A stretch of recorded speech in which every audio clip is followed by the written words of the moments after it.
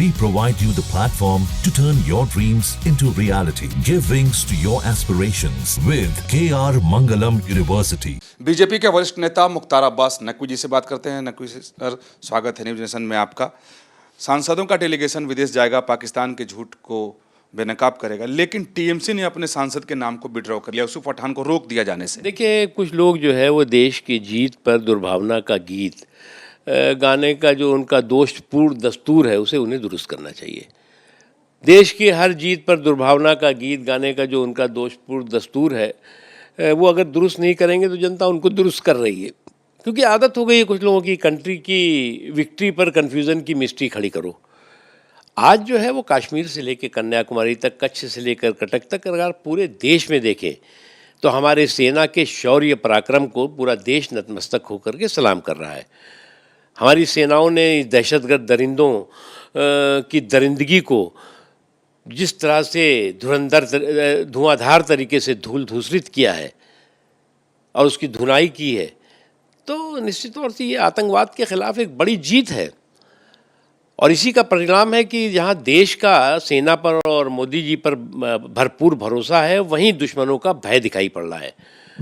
हमारे देश में जो है, भारत में जो है वो तिरंगे की शौर्य यात्राएं दिखाई पड़ रही हैं और पाकिस्तान में जो है वो टेररिस्ट की शौर्य यात्राएं दिखाई पड़ रही हैं। ये एक बहुत बड़ा परिणाम है, प्रमाण है उसका। लेकिन नकवी साहब, एक टीएमसी ने अपने सांसद को रोका। आप पहले देखे होंगे कांग्रेस ने भी विवाद खड़ा किया नाम को लेकर, जब शशि थरूर का नाम सामने आया। अब फिर से एक बार जयराम रमेश का बयान आया है कि इस पे राजनीति हो रही है, रेल के टिकट पर क्यों ऑपरेशन सिंदूर छापा जा रहा है, बहुत तरह के सवाल खड़े किए। देखो, ऐसा है कि कुछ लोग जो है वो, मुझे क्या लगता है कि सेल्फ गोल करने के आदी हो गए हैं।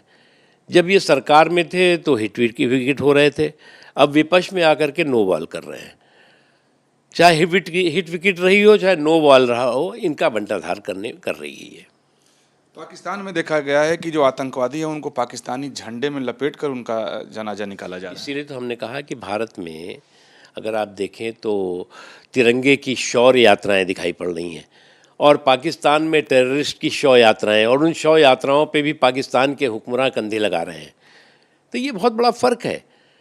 और इस बात को जो है वो जो टेररिज्म की टेरिटरी और टकसाल है, उसको पूरी दुनिया इस बात को जानती है। नकवी साहब, भारत की तरह ही पाकिस्तान भी अब अपने डेलीगेशंस को, यानी सांसदों के डेलीगेशन को विदेश में भेजेगा। ऐसा है कि नकल के लिए भी अकल चाहिए।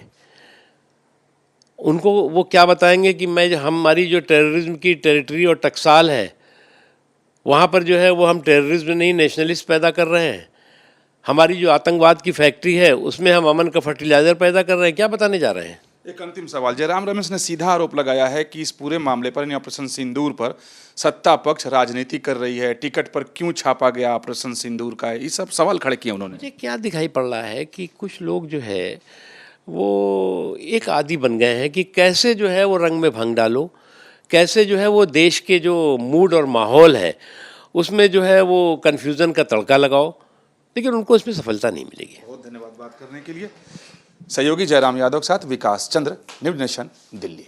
न्यूज़ नेशन अब व्हाट्सएप पर खबरों के ताजा अपडेट के लिए न्यूज़ नेशन के इस QR कोड को स्कैन करें।